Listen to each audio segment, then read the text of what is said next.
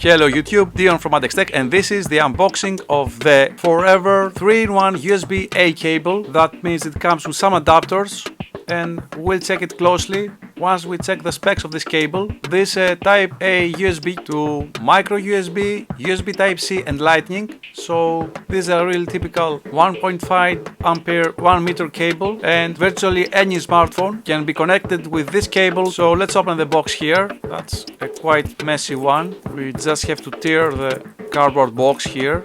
Okay, here we have it. So here it is. This is the cable here. We have the manual.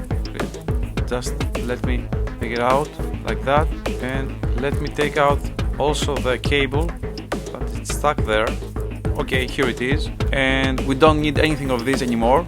And this actually is not a manual, this is a way of use leaflet. Here we have all the possible connection types and safety rules in 2 languages, and down here we have only in French that this is recyclable. Okay, let's check the cable now.